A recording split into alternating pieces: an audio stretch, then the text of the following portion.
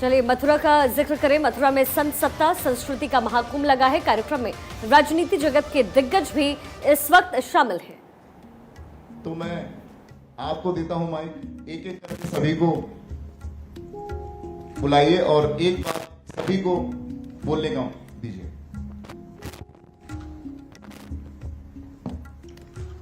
बिल्कुल, सबसे पहले तो जिस तरीके से हमारे कंसल्टिंग एडिटर मिस्टर शिशिर अवस्थी ने बताया कि किस तरीके से परम पूज्य संत हमारे बीच में मौजूद हैं, और बिल्कुल सही बात है कि हम कोई नहीं होते हैं प्रश्न खड़े करने वाले उनके ऊपर,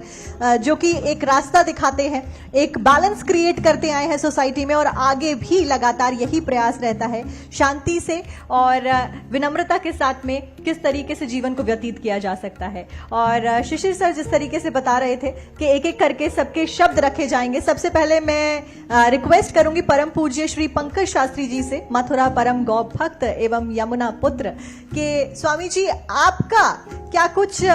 देखना है, विजन है जब हम मथुरा आते हैं, और किस तरीके से आप संस्कृति को, मथुरा के धरोहर को एक माला में पिरोते हुए आगे की जनरेशन को पास ऑन करते हैं। जय श्री कृष्ण।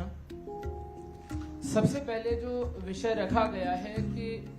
मथुरा क्या है, तो जहां तक मैं समझता हूं सभी आदरणीय जन विराजमान है, आप सभी को प्रणाम करते हुए मेरी अपनी राय यह है कि जैसे कि श्रीमद् भागवत में वर्णन आता है प्रभु के 24 अवतारों का, और 23 अवतारों की जहां चर्चा की है, और वहां जो अंतिम श्लोक है कि एते चांस कला पुंसः कृष्णस्तु भगवान स्वयं, तो 23 अवतार जो प्रभु के हुए हैं वो प्रभु के अंश हैं, अंशावतार हैं। और प्रभु श्री कृष्ण की जब चर्चा की गई तो वहां कहा गया कि कृष्णस्तु भगवान स्वयं। महाराज, श्री कृष्ण की लीलाओं में अगर आप श्रीमद् भागवत में देखेंगे तो सबसे ज्यादा स्थल जो प्रयुक्त किए गए हैं वो श्री यमुना जी का ही तट है। प्रभु ने जन्म लिया तो सबसे पहले प्रभु किसके पास गए? अब देखिए कथा को कि प्रभु जन्म लेते ही वसुदेव जी ने मस्तक पे विराजमान किया, और कहां गए? गोकुल जब गए तो सबसे पहले यमुना जी ने ही प्रभु के चरणों का स्पर्श किया।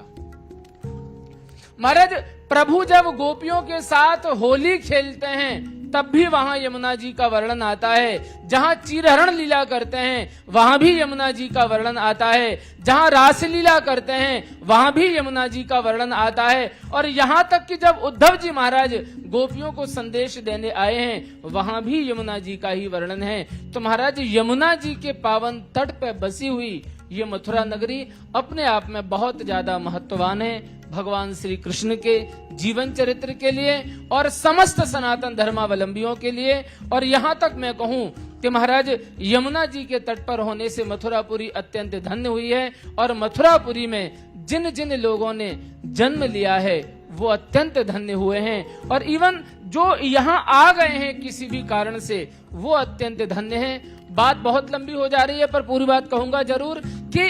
7 पुरियों में भी जो पुरियों की जब बात की गई तो वहां भी महाराज ये बात कही गई है कि काश्यादि पुरियो यदि संति लोके